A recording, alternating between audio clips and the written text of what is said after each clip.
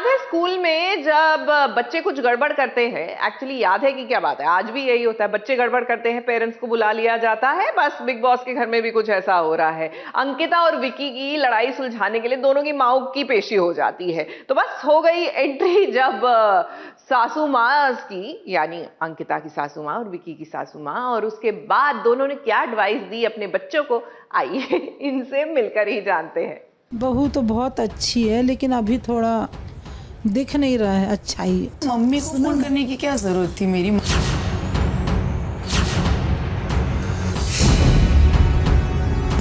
तुमने लात मारी थी ना, तुम अपने पति को ऐसे ही लात मारती थी।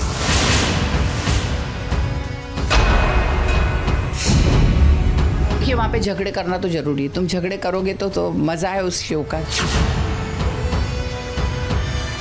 तो वो गेम है, तो उसमें कोई ऐसा कुछ नहीं है। अब अपन क्या बता दें उनकी सोच को बेटा। बिग बॉस के घर में शुरू हुआ जब सास बहू और साजिश वाला खेल। अब भाई ये बिग बॉस भी जानते हैं कि अगर छोटे पर्दे पर टीआरपी बटोरनी है तो भाई सास बहू में वो साजिश वाला फ्लेवर तो आना ही चाहिए।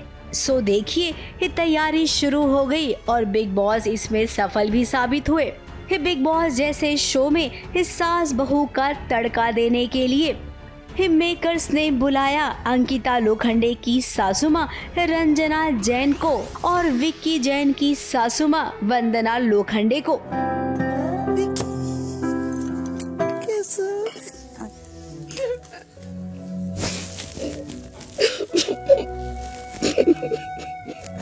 अब आप सोचिए ये दोनों मम्मियाँ घर के अंदर जाकर क्या करेंगी? अरे भाई वही करेंगी जो इन्हें करना चाहिए।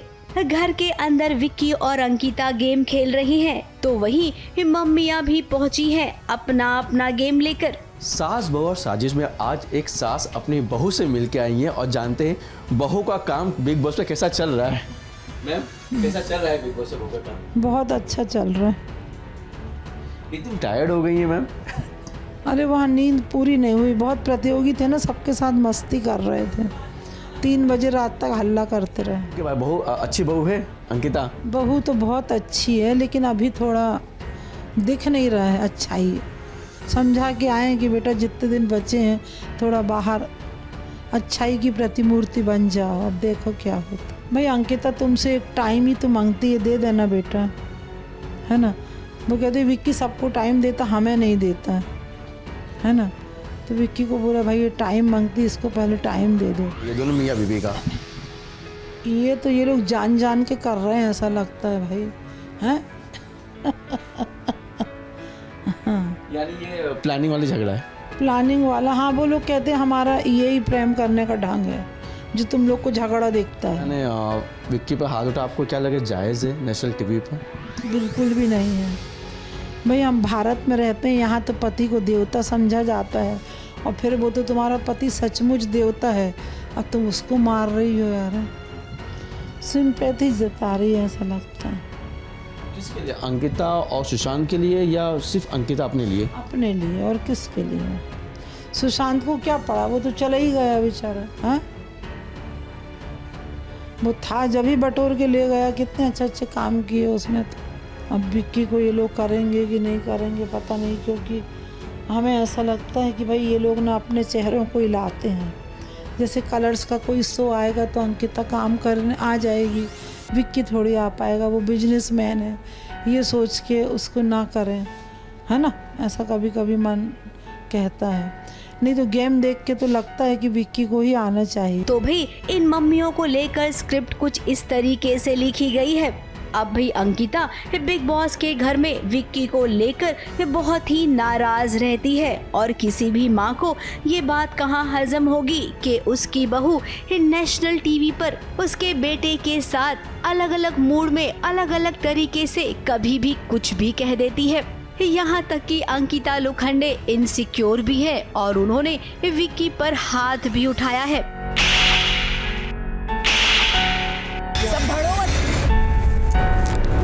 बदतमीज, तू है बदतमीज, गधा, तू गधी है। बढ़िया ही कैप्टन, यही है तेरी असलियत। हाँ बस। जल कुकड़ा। गलत मैं दिख रही हूँ उनकी नज़र में, जेन्युइनली अफेक्ट कर रही है वो चीज़। हमारा बेटा, ये वाली फीलिंग इतनी है मम्मा। मैंने फोर्स नहीं किया था किसी को बिग बॉस पे आने के लिए मेरे साथ मम्मा। मेरी ऐसी क्या गलती होगी कि मेरे लिए इतने क्वेश्चंस घर के लोग उठा रहे हैं? क्या वो मुझे जानते नहीं है? विक्की ने भी मुझे बहुत चीज़ें बोली हैं, तो अभी ना उसको छोड़ दे। अंकिता को मारा, फिर अभी नहीं, मारा नहीं। अंकिता ने भी, आई थिंक जो हमने वीडियो देखा है उसके अंदर जो हुआ, देखिए अंकिता ने भी डिफेंड किया इस चीज़ को, कभी सवाल ही नहीं आता। वो लड़का ऐसा है ही नहीं कि वो किसी को मार दे। वो नॉर्मली, मैं कभी कभी बोलती हूँ उसको कि तुम कितना पेशेंस है तुम में विक्की, बोलते अरे मम्मा ठीक है यार, इट्स ओके। वो लड़का मार नहीं सकता कभी, ठीक है। वो जो हुआ अंकिता ने खुद ने डिफेंड किया है, तो फिर मैं लोगों की बात थोड़ी सुनूंगी। फिर भले ही वो कोई टास्क हो या कभी कभी तो असल में वो गुस्सा भी हो गई थी। कि वहाँ पे झगड़े करना तो जरूरी है। तुम झगड़े करोगे तो मज़ा है उस शो का, क्योंकि वो शो ही ऐसा है ना, उसमें कोई उनकी गलती नहीं है। होता है छोटी छोटी चीज़ों पे, रोटी के ऊपर से हो जाता है, कुछ काम के ऊपर, कढ़ाई नहीं मांजी तो क्यों नहीं मांजी, उसके ऊपर से हो जाता है। मतलब मैंने देखा कि छोटी छोटी चीज़ों पे वो मुद्दे बनाना, तुम कैसे उसको ज़्यादा से ज़्यादा बढ़ा के दिखाते हो। सासू माँ ने बहू रानी को इस बात के बारे में जरूर सुनाया, और तो और अंकिता उस वक्त थोड़ी सी नाराज हो गई जब सासू माँ ने ऐसा करते देखा और अंकिता की माँ को फोन कर दिया। क्या है, जिस दिन तुमने लात मारी थी ना, पापा ने तुरंत तुम्हारी मम्मी को फोन किए। तुम अपने पति को ऐसे ही लात मारती थी। मम्मी को फोन करने की क्या जरूरत थी? मेरी माँ की मतलब सोचो, चप्पल मार रही है, मम्मा कभी थप्पड़ चीजें है ना, मार रही है, मैं कभी कुछ कर रही है। तो मैंने कहा यार, अब मेरे पापा की डेथ हुई है मम्मा, आप बोलो, मेरे को बोलो जो बोलना है, मम्मी पापा को मत बोलो। बाहर चलो, बाहर देखते बताती हूँ मैं। मुझे बताओ, आपकी शादी हो गई है क्या? जी हाँ, मेरी हो चुकी है। बीवी बहुत आपके बिल्कुल ऐसे बैठी रहती है आपके पास, नहीं बोलती कभी? यार देखो, शादी के बाद आपको ही पता है, आपकी भी हो चुकी है, घर में होते रहते हैं झगड़े, होते हैं सबके साथ। पर नेशनल टेलीविजन पे मैम, मेरे जो घर तो रूम में होते हैं, नेशनल टेलीविजन पे नहीं होते मैम। नहीं होते हैं तो वो कई बार नहीं रहता ना। तुम हस्बैंड वाइफ जब बात करते हो, तो जब तुम एक दिन के लिए कहीं, जैसे हम लोग कल गए थे तो हम ही कैमरा भूल गए थे कि कैमरा है मेरे पास में। मैं भी भूल गई थी कि माइक लगा हुआ है, बिग बॉस सुन रहे, क्योंकि हम इतने अपने लोगों में इतने जेल हो जाते हैं कि अरे चाह यार तू तो रहने दे यार, वो नॉर्मल बातें होती है, उसमें बोल देता है फालतू में शादी की मैंने। अरे ऐसे थोड़ी होता है कोई ये चीज़ें। ये नेशनल टीवी पे ठीक है, सबकी ये टीवी पे आ गई है, बाकी सबके घर में बैठ के होती हैं, सबके झगड़े होते। समझा के आई हूँ थोड़ी चीज़ें कि स्ट्रॉन्ग मन इतनी इमोशनल, बहुत इमोशनल है वो। मतलब हर चीज़ में, हर जगह तुम जाते हो तो हमेशा इमोशन काम नहीं आते हैं, तुमको कहीं से इंटरनली स्ट्रांग बनना पड़ता है। तो उसको बोल के आई हूँ कि थोड़ा स्ट्रांग बन के गेम खेल। अब कितने 15-20 दिन बचे हैं। अगर कुल मिलाकर ये बिग बॉस के घर में सास बहू वाली कहानी की बात करें तो ये कहानी सुपर हिट हो गई है। दोनों मम्मियाँ कुछ ही समय के लिए आई थी घर में, लेकिन मजा आ गया। काश ये अगर थोड़े दिन और होती ना, तब तो और भी मजा आता। मुंबई से विशाल शर्मा के साथ एबीपी न्यूज रिपोर्ट।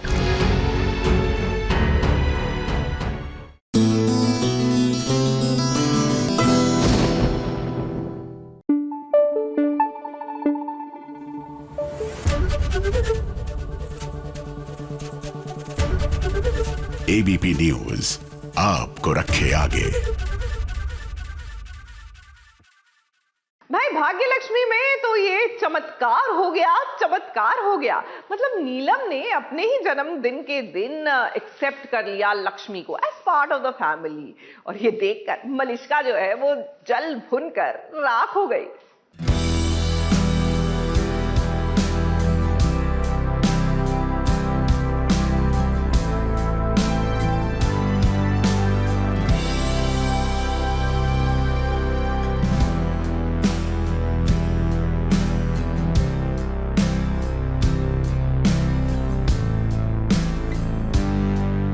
अपने बेटे की खुशी के लिए नीलम ने लक्ष्मी को अपना ही लिया।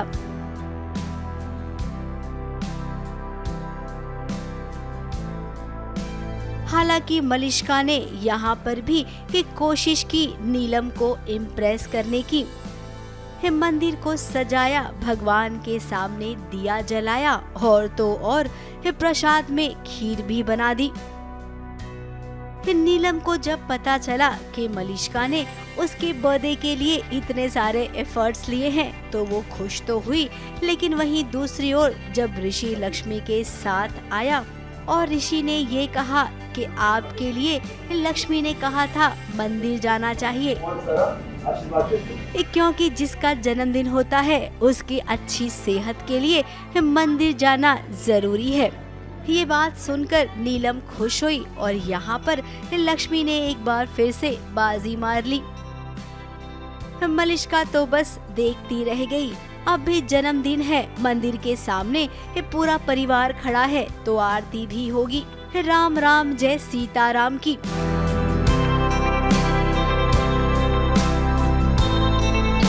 ऐसे रिचुअल होते हैं हम लोग के घरों में कि सुबह अगर बर्थडे है तो सुबह आप हवन या पूजा वगैरह करते हो, तो हम लोग सब पूजा करने के लिए रेडी हो गए, सब लोग आ गए हैं, पर ऋषि लक्ष्मी गायब है उस पूजा में और ऐसा होता नहीं जनरली।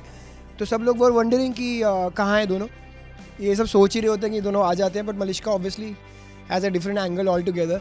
तो उसको हटाते हुए बस वो नॉर्मली इन दोनों का वेट हो रहा था और ये दोनों आए तो वो इस बात की खुशी थी कि ये दोनों मंदिर से आए हैं और वो आइडिया लक्ष्मी का था। तो यू नो इन अ वे कि जब वो 6 साल की 7 साल की छोटी बच्ची भी थी तब भी उसको अपने बड़ों की रिस्पेक्ट करना आता था और अपना भगवान समझ आते थे और पूजा की इम्पोर्टेंस समझ आती थी। तो उस तरह की चीज़ें सिंस लक्ष्मी इज़ लक्ष्मी तो इसलिए।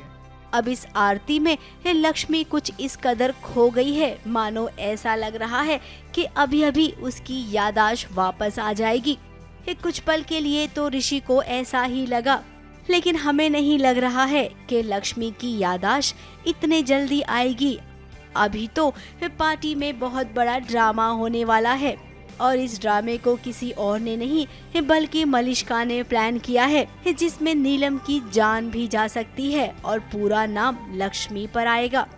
अब जिसका जन्मदिन होगा और उसी के साथ कोई हादसा हो जाएगा और वो भी नीलम, इस बात का असर ऋषि पर बहुत ही गहरा होगा।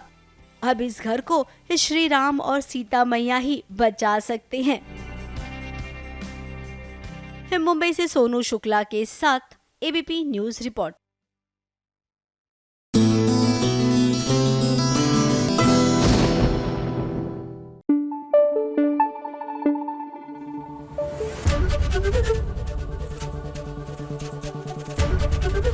एबीपी न्यूज आपको रखे आगे।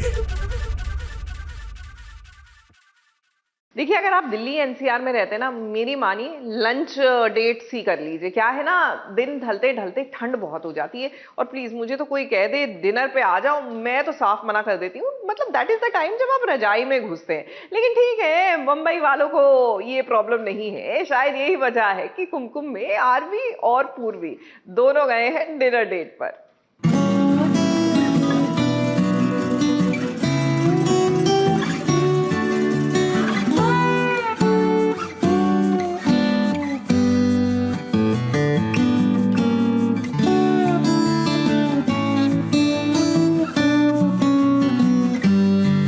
जैसा जैसा राजवंश ने सोचा था एकदम वैसा ही हो रहा है। पूर्वी और राजवंश को यूं एक साथ इतने अच्छे तरीके से बैठे देख यही लग रहा होगा ना कि वाह, ये क्या नसीब है पूर्वी का, इतना अच्छा लड़का उससे मिल गया।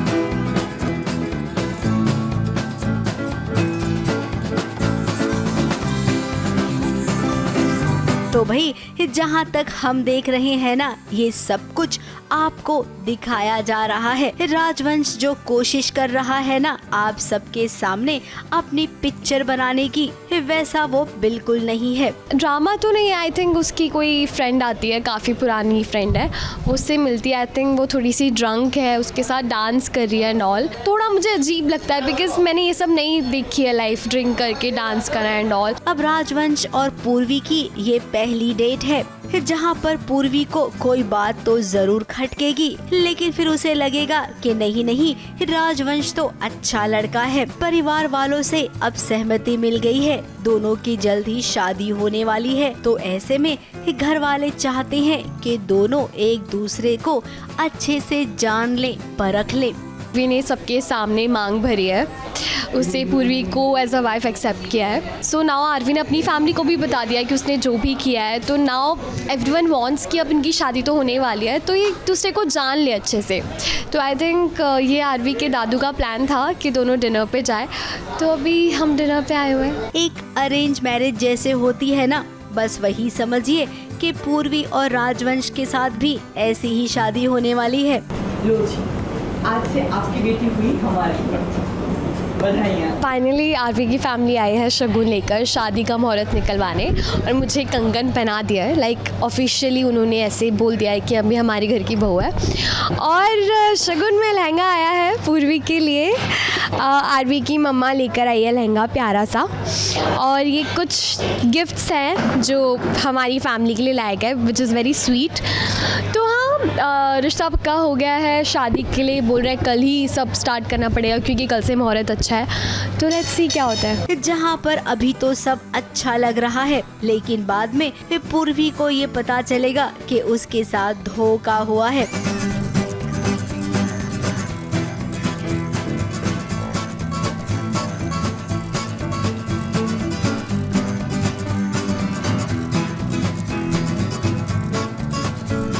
हम डिनर डेट पे आए हैं, ऑकवर्ड सिचुएशन है बिकॉज नहीं पता था ऐसा कुछ होगा, और अभी प्यार तो है नहीं ना, तो बहुत ऑकवर्ड है। अरेंज मैरिज वाली फीलिंग होती है ना, वो है। उनका डांस सीक्वेंस होता है, वहाँ पे वो उसे बोल देता है कि तुम बहुत प्रिटी लग रही हो, तो वो आई थिंक कंफ्यूज थी कि एकदम से किसी ने कभी तारीफ़ नहीं की, पहली बार उसको प्यार वाली फीलिंग हो रही है, तो बहुत ऐसी थी, और वो शर्मा कर निकली है वहाँ से, और वो जोन्ड आउट थी कि क्या हो गया। इनफैक्ट आज मुझे पता चला कि शादी जल्दी होने वाली है, तो मुझे तो नहीं लगता है कि अभी कोई ड्रामा होगा, बट होगा तो आई थिंक इंटरेस्टिंग ही होगा कुछ। खैर अब सारी कहानी हम ही बताएंगे क्या, कुछ दिनों का तो इंतजार कीजिए, क्योंकि आने वाले एपिसोड्स में ये बहुत कुछ खास है आप सबके लिए। एक धमाकेदार शादी और पूर्वी के साथ बहुत बड़ा धोखा। मुंबई से प्रिया धवड़े और सोनू शुक्ला के साथ एबीपी न्यूज रिपोर्ट।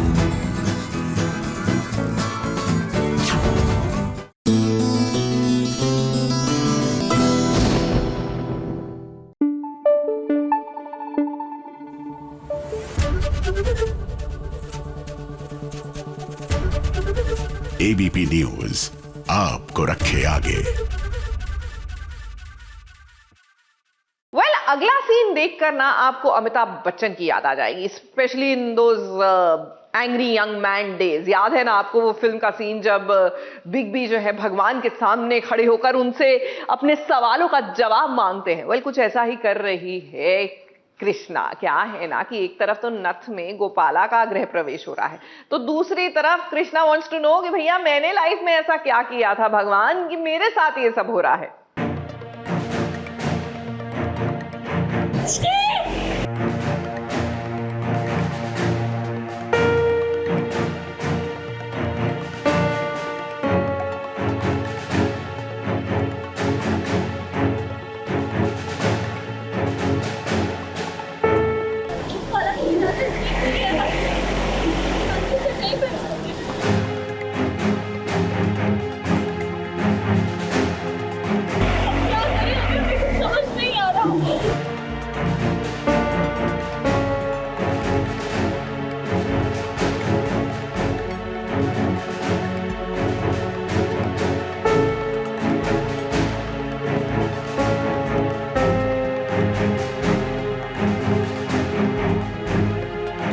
पति ने देखिए क्या किस्मत पाई है। दूसरी पत्नी जो है गोपाला वो गृह प्रवेश कर रही है, तो वहीं पहली पत्नी है जो कृष्णा वो घर छोड़कर चली गई है क्योंकि उसके साथ धोखा हुआ है। माता रानी से वो गुहार लगा रही है कि बताओ मेरी ऐसी क्या गलती थी कि मुझे धोखा मिला है। मैंने अपना घर छोड़ दिया है क्योंकि मुझे जीत की सच्चाई पता चल गई है। फाइनली मुझे पता चल गया है कि गोपाला और जीत ने शादी कर ली, तो मेरे पति ने मुझे धोखा दिया और मैं बहुत रोई, बहुत चिल्लाई, बहुत परेशान हुई और उसके बाद मैंने वो घर छोड़ दिया। कुछ समझ नहीं आ रहा है अब मैं क्या करूं, कहाँ जाऊं। कृष्णा बहुत ज़्यादा दुखी है, परेशान है और मुसीबतों का पहाड़ टूट पड़ा है मेरे ऊपर, तो बस मैं उसको संभालने की कोशिश कर रही हूँ। वहीं गोपाला का देखिए किस तरीके से स्वागत हो रहा है। फाइनली गोपाला को चाहिए था जो इज़्ज़त, प्यार, सम्मान, अधिकार, जो सब चीज़ें चाहिए थी, फाइनली उसे मिल रही हैं। जीत का साथ, प्यार, सब चीज़ें उसको एक साथ मिल रही है, तो she is definitely very happy. But somewhere Jeet is upset about Krishna कि वो कैसे चीज़ें हो रही है, नहीं हो रही है। तो खुशी का माहौल भी है किसी के लिए गम का माहौल है। हालांकि जीत के चेहरे पर 12 बजे हुए हैं। अब वो प्यार तो कृष्णा से ही करता है। गोपाला से तो उसने जिस सिचुएशन में शादी की थी वो सिचुएशन हम सब जानते हैं। गोपाला उसके लिए मजबूरी है। मुझे पता चल गया है कि कहीं ना कहीं शायद गोपाला अब जो है किसी फ़ायदे के लिए जीत से प्यार करती है, या गोपाला हमारे परिवार का अच्छा नहीं चाहती है, जीत का अच्छा नहीं चाहती। उसका मकसद क्या है, उसने क्यों ये सब किया, ये मुझे पता नहीं है, पर मुझे गोपाला के ऊपर शक कर रहा है कि कुछ तो गड़बड़ है, दाल में काला है। कि 2 शादियाँ नहीं करनी चाहिए, चाहे कोई भी मजबूरी हो, कितना भी प्रेशर डाले फैमिली।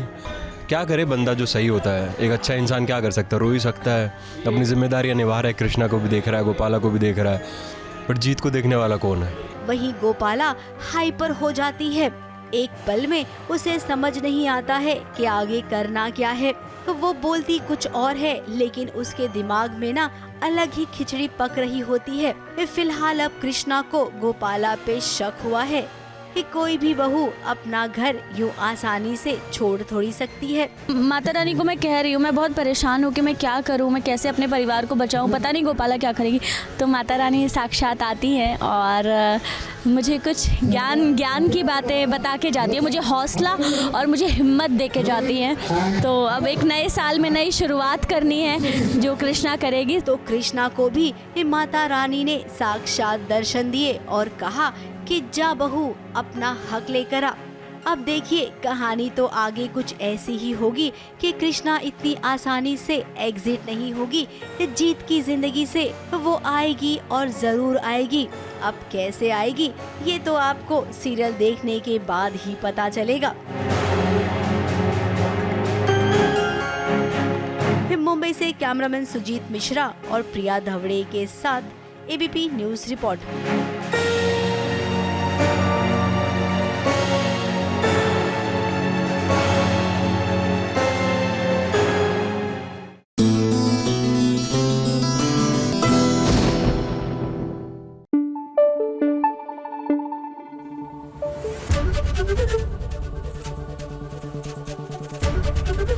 एबीपी न्यूज आपको रखे आगे।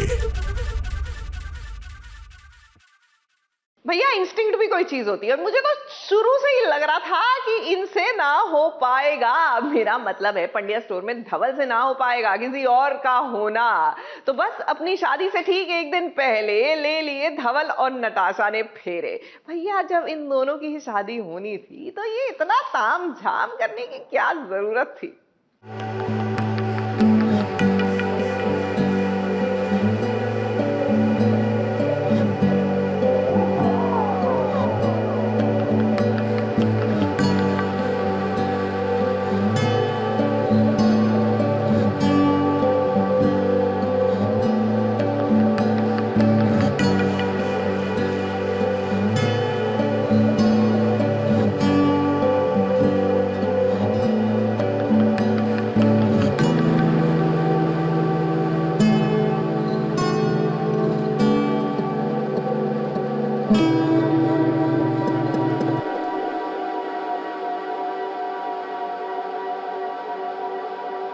सज गया है धवल की शादी का मंडप। अब जब मंडप सज गया है तो इस मंडप में नताशा का क्या काम है। लगता है धवल की शादी से पहले ये आखिरी मुलाकात है दोनों की, और इस आखिरी मुलाकात में दोनों ही शायद ये कोशिश करेंगे कि अपने रिश्ते को एक और मौका दिया जाए। फिर कहीं न कहीं ये भी सोचेंगे कि अब तो बहुत देर हो गई है। एक्चुअली अभी शादी से पहले का जो टाइम है वो हम दोनों के लिए बहुत क्रूशियल है। तो शादी से पहले धवल मेरे पास आता है, धवल का भी मन नहीं है शादी करने का। पर फिर हमारे बीच में भी कुछ ऐसे सिचुएशन आ चुके हैं कि अब ना तो हम इधर जा सकते हैं ना उधर जा सकते हैं, तो डू और डाई काइंड ऑफ सिचुएशन है ये अभी। धवल अपनी जिंदगी में आगे बढ़ गया है तो वहीं नताशा भी अब कुछ और ही सोच रही है। अब इन दोनों के दिमाग में क्या चल रहा है, यही बात हम भी सोच रहे हैं। ये सोच इतनी लंबी चल रही है कि इन दोनों को पता ही नहीं चला कि अग्नि कुंड के पास इन्होंने एक फेरा ले लिया है।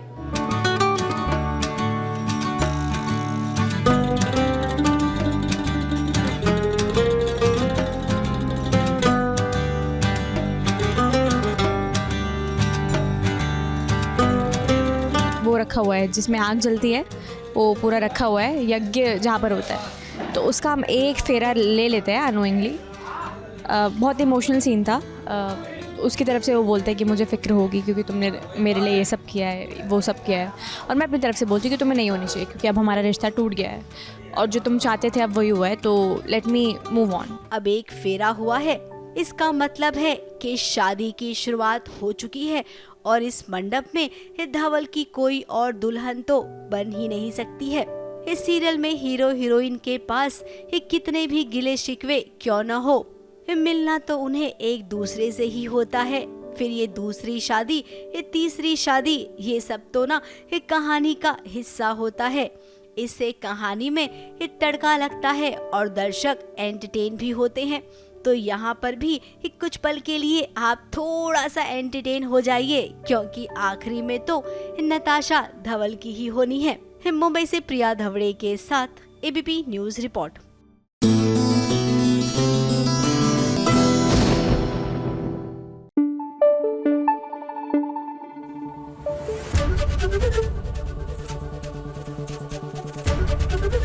एबीपी न्यूज आपको रखे आगे। सीरियल पूर्णिमा में लीजिए, पूर्णिमा जो है वो टल्ली हो गई है और आपको पता है ना कि घर की जो सुगंध गृहिणी होती है एकदम परफेक्ट बहू होती है, जब वो नशे में आती है तो दिल का गुब्बार किस तरह निकलता है। तो उसके बाद घर में जो हंगामा किया पूर्णिमा ने, आहा देखने वाला था।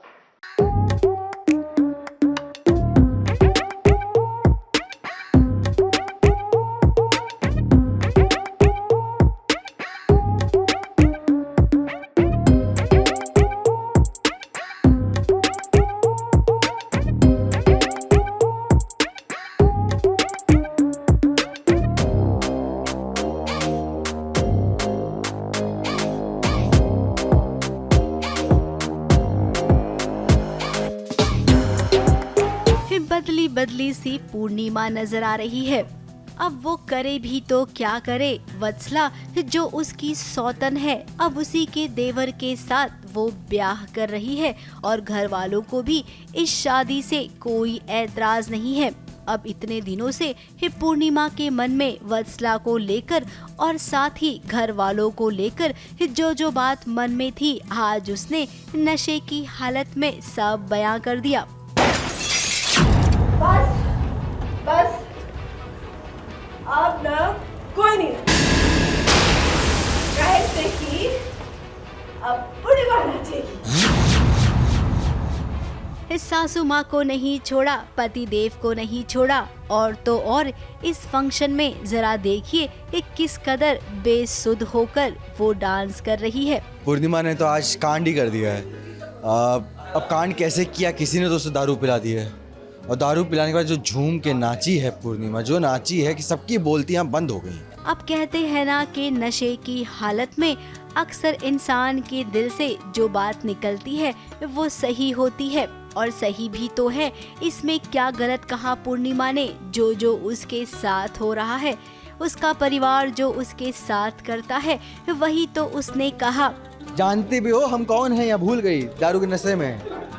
ये वही पति है हमारे जो कहते ना सारे 900 चूहे खा के बिल्ली हज को चली वाले पति हैं, तो बिल्ला है ये, नॉट बिल्ली। इस पूरे ड्रामे को देखकर कोई शर्मिंदा हो रहा है तो जरा वत्सला को देखिए, वो तो खुश हो रही है। उसके सामने पूर्णिमा की धज्जियां जो उड़ रही है।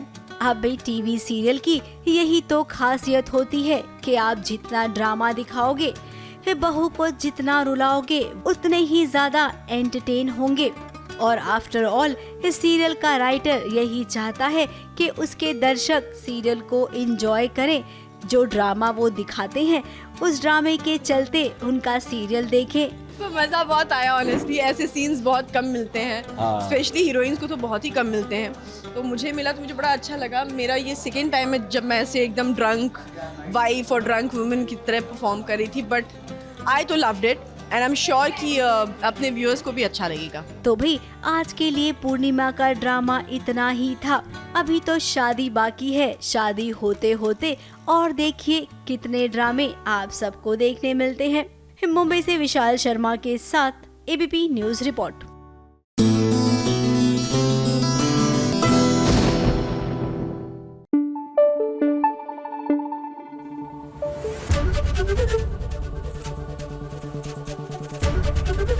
एबीपी न्यूज आपको रखे आगे।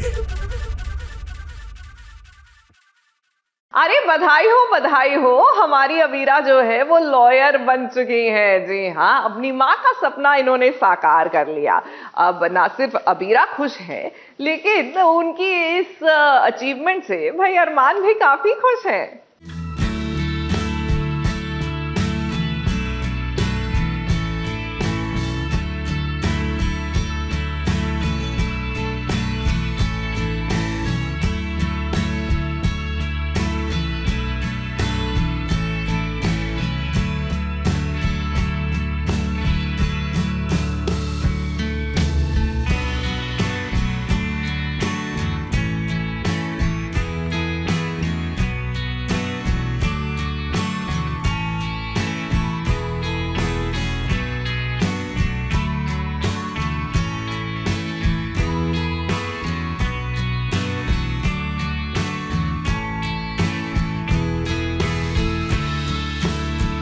अरमान ने अक्षरा से जो वादा किया था उस वादे को पूरा होने में अभी कुछ ही दिन बचे हैं।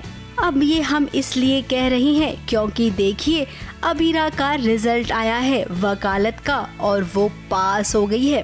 तुमने 4th सेट एग्जाम क्लियर कर लिया? हाँ, बाबा की सपने की तरफ एक और कदम बढ़ा लिया। जहाँ तक आपको याद दिला दे कि अक्षरा ने अबीरा की जिम्मेदारी अरमान को सौंपी थी।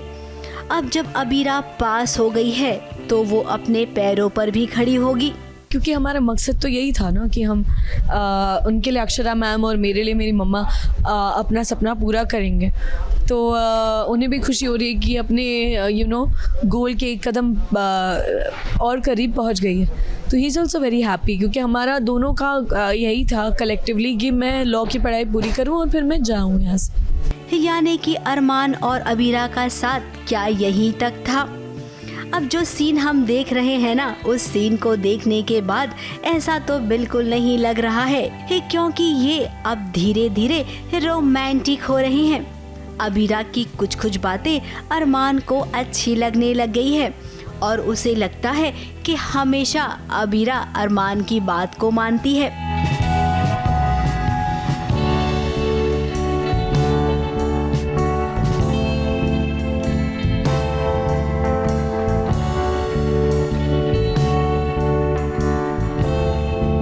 अब दोनों के बीच जब प्यार करवाना है ना तो कुछ ऐसे हल्के सीन्स करवाने ही पड़ेंगे, तभी जाकर ये एक दूसरे से प्यार करेंगे। कोई फीलिंग नहीं है, please, there is no feeling for me in my heart for Arman. ऐसा कुछ भी नहीं है, अभी नोक झोंक चलती रहती है। अब ये तो दूर की बात है, फिलहाल अभी हंगामा भी मचा हुआ है घर में। रूही को उसके मायके वाले लेने आए हैं। उनका कहना है कि अब इस घर में तुम्हारा क्या काम है। वहीं दादी सा का कहना है कि लड़की इस शादी के बाद ससुराल में आती है और ससुराल से उसकी अर्थी ही जाती है। रूही अगर अभी घर छोड़ कर गई तो आगे इस घर के दरवाजे उसके लिए हमेशा के लिए बंद हो जाएंगे। अब रूही वैसे गिल्ट में है, उसे लगता है कि रोहित उसकी वजह से घर छोड़कर गया है। वहीं कहीं न कहीं मन में उसके ये भी तो है कि अरमान भी तो इस घर में रहता है। तो क्या इस घर में रुकने की वजह अरमान है? बिकॉज मैं खुद गिल्ड में जी रही हूँ कि रोहित इज़ नॉट देयर, और मुझे ऐसा लग रहा है कि रोहित मेरे वजह से गया है। खैर अब घर वालों को तो लगता है कि अरमान दोस्त है रूही का, इसीलिए अरमान से गुजारिश कर रही हैं कि तुम जाओ रूही को कुछ खिला दो। वहीं अबीरा भी इसमें साथ दे रही है अरमान का, और देखिए कि कैसे अरमान को वो कंफर्टेबल फील करवा रही है कि जाओ कि तुम रूही के पास। मतलब उसके गम मारने के लिए उसके कमरे में आया हूँ, लेकिन अबीरा आती है, अबीरा उसमें से अपना मुंह मीठा कर लेती है, कहती है मेरा हो गया। तो आई क्वाइट सरप्राइज कि इतनी समझदार कैसे हो गई लड़की। हालांकि इसके बाद दादी और अबीरा की हमेशा की तरह बहस भी हो गई। ये बहस तो अब इनके जीवन का हिस्सा बन गई है। खुशी की बात तो ये है कि अबीरा और अरमान के बीच धीरे धीरे सब ठीक हो रहा है। मुंबई से सोनू शुक्ला के साथ एबीपी न्यूज रिपोर्ट।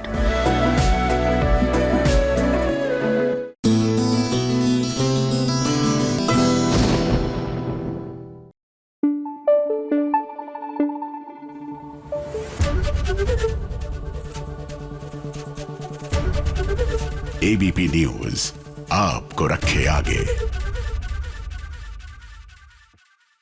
और माया नगरी में व्हाट इज द लेटेस्ट, आइए देखिए एक नजर।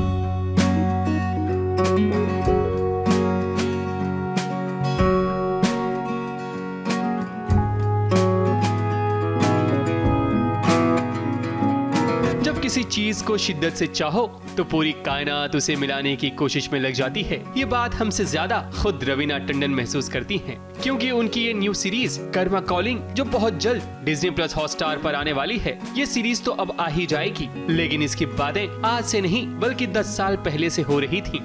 देखिए पर्सनली मैं काफ़ी कह सकती हूँ अपने आप को कि मैं स्पिरिचुअल पर्सन हूँ, तो मैं डेफिनेटली उस बात में विश्वास रखती हूँ कि जो करोगे सो फलोगे, तो वो मेरे लिए बहुत ही ज़रूरी है। 10 साल पहले, और ये दोनों ही नहीं थे जो मिले थे 10 साल पहले, रुचि जी भी मेरे ऑफिस में आई थी और इसी शो की बात की थी हमने, लेकिन उस समय वो स्टार के लिए था और उनको बहुत सारे दिन चाहिए थे, लेकिन उस समय मेरे आई थिंक रणबीर पैदा हुए थे मेरे बेटे और बहुत छोटे से थे, तो मैंने कहा इतना समय मैं नहीं दे पाऊँगी आप लोग को, तो because he is just a baby, 3-4 महीने के थे, तो मैंने कहा मैं नहीं कर पाऊँगी। एंड वही जैसे कर्म ही कहेंगे और ब्रह्मांड की प्लानिंग ही कहेंगे कि कहीं ना कहीं हम सब 10 साल बाद आपके सामने खड़े हैं इस शो को लेकर।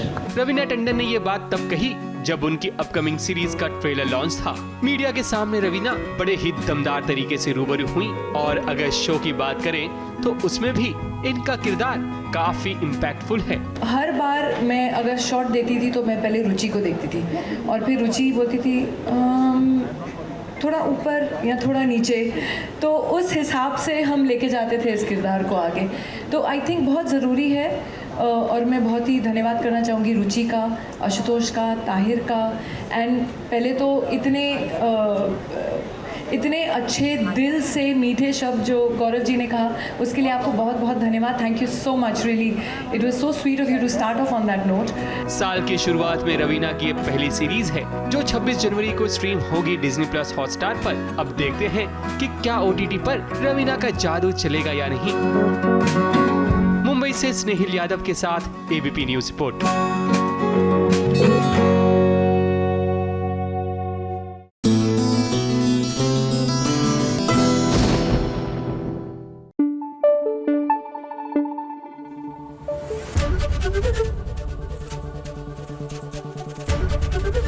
एबीपी न्यूज आपको रखे आगे।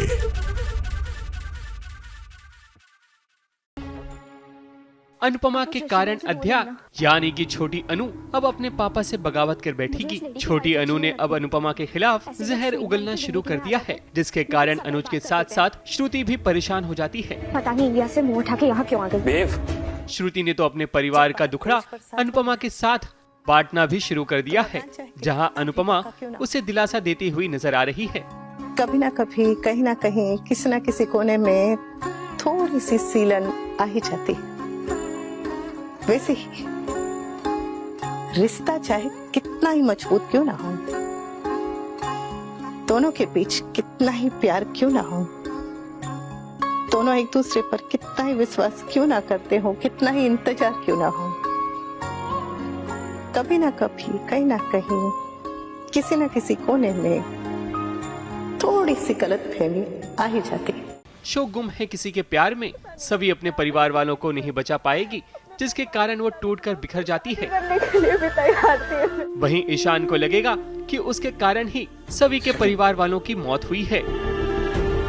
मुझे तुम्हें कुछ बताना है। जिसका गिल्ट उसे अंदर ही अंदर कचोटता रहेगा और वो कोशिश करेगा कि सभी को सच बता दे। मेरी बात ध्यान से सुनना, ओके?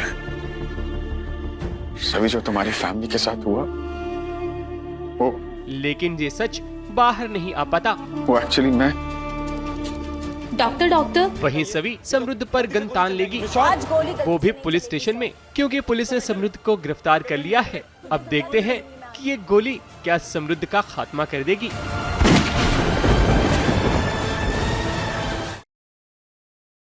इमली अब विश्वा की दुल्हन बनने के लिए बिल्कुल तैयार है और उसे देखिए कौन तैयार कर रहा है, यानी कि इमली को कौन सजा रहा है, उसे कोई और नहीं बल्कि अगस्त्य तैयार कर रहा है।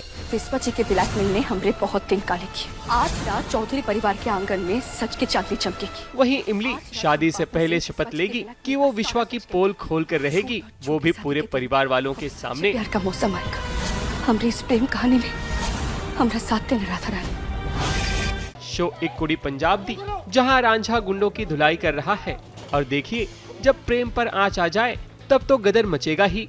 रांझा सनी पाजी की तरह हाथ में हथौड़ा उठाकर गुंडों की पिटाई कर रहा है। हीर गुंडों में फंस जाती है, जिसे बचाने के लिए रांझा अपनी जान लगा देता है। इससे पहले मुझ पे इल्ज़ाम लगा हुआ था कि मैंने हीर जी और सनी को अगवा किया, तो मुझे पुलिस ने पकड़ लिया था। कहीं कुछ करके मैं वहाँ से भागा और यहाँ पर आके उनका एड्रेस पता किया और पता लगा कि वो यहाँ पर है। अनार गली एक जगह है जहाँ पर एक कोठा है जहाँ पर गंदे काम होते हैं। तो मेरे को इस बात का बहुत शौक लगा कि यहाँ पर हीर जी कैसे हो सकती है, तो उनको बचाने के लिए मैं यहाँ पर आया और थैंक गॉड मैं टाइम पे पहुँच गया। और कुछ लड़ाई हुई, कुछ मारपीट हुई, कुछ हाथ पाथ सूजे, कुछ ट्यूबलाइट फटी, कुछ बोतलें फटी और उसके बाद हीर जी को फाइनली मैंने बचा लिया और आज पहली बार मैंने उनका हाथ पकड़ा। शुभ बातें कुछ अनकही सी, जहां 35 साल बाद कुणाल अपनी मां से मिलता है और देखिए कि उसकी ही गाड़ी से एक्सीडेंट हो जाता है और तब उसे पता चलता है कि ये उसकी मां है। कुणाल का रो रो कर बुरा हाल हो जाता है क्योंकि ये पल उसके लिए बहुत ही इमोशनल भरा है। वो समझ नहीं पा रहा है कि वो अब क्या करे। प्यारा सीन है जहाँ 35 साल बाद अपना बेटा अपनी माँ से मिल रहा है, माँ बेटे से मिल रही है। खैर वो तो अभी बेहोश है, इसलिए उनका वो समझ नहीं पा रही है हो क्या रहा है, बट बेटे ने 35 साल बाद अपनी माँ को देखा है। तो बहुत इमोशनल सीन है, बहुत प्यारा सीन है और बहुत क्यूट सा सीन है। बहुत मिक्स्ड फीलिंग्स है कुणाल के टूवर्ड्स हिज मदर, क्योंकि वो अपनी माँ से नफ़रत भी करता है, बट समवेयर 35 साल बाद मिलना तो कहीं ना कहीं वो है कि यार मैं उनसे बात करूँ नहीं करूँ, क्या करूँ, मेरे हाथों एक्सीडेंट हो गया है तो कैसे क्या। बहुत मिक्स्ड रिएक्शंस है। शो बरसाते, जहां रेयांश और आराधना को एक साथ कमरे में जय देख लेता है।